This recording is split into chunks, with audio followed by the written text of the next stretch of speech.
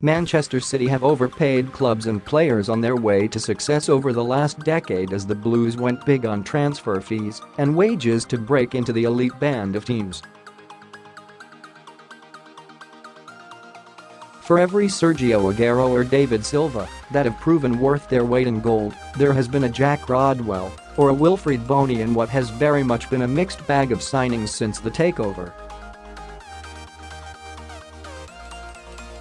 Plus, over the course of the last few years under Txiki Begiristain, though, the strategy has changed. Not only have City focused on quality rather than quantity in their squad shaping, there has been a refusal to pay over the odds for players.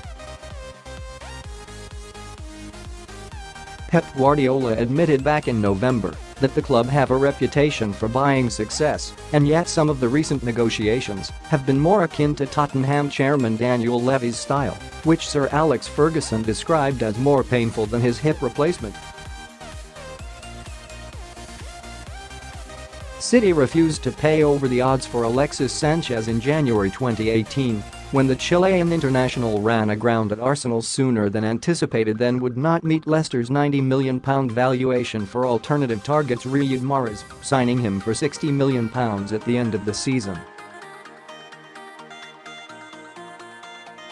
That summer, weeks of haggling with Napoli over holding midfielder Jorginho, seen as the successor to Fernandinho, one of the most important positions in the City team, allowed Chelsea to jump into the battle when they identified Maurizio Sarri as the right man to take over from Antonio Conte. Immediately, Guardiola was credited with interest in every defensive midfielder to have ever played the game, but the Blues were insistent there was no value to be had in the market, so they would not pay inflated prices. It is an important distinction.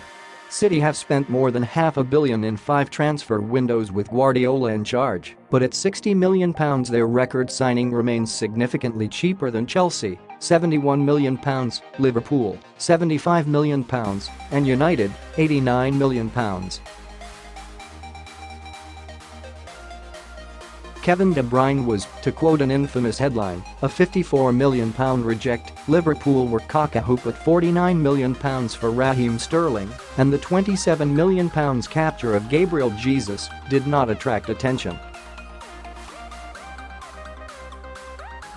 Rather than buying superstars at superstar prices, City have shopped for exciting talents they believe can soon become superstars.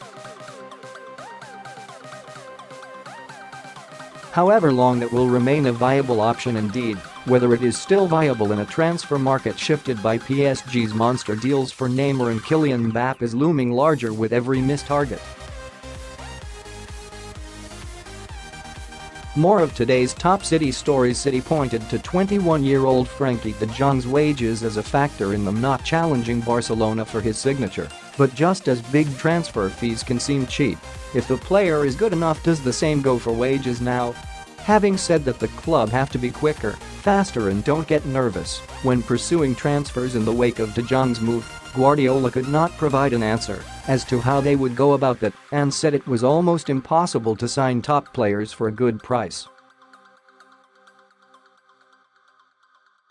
With the difficulties of replacing Fernandinho well established, City may have to redefine their idea of a good price or suspend their approach altogether if the summer window follows the same pattern as the last 3.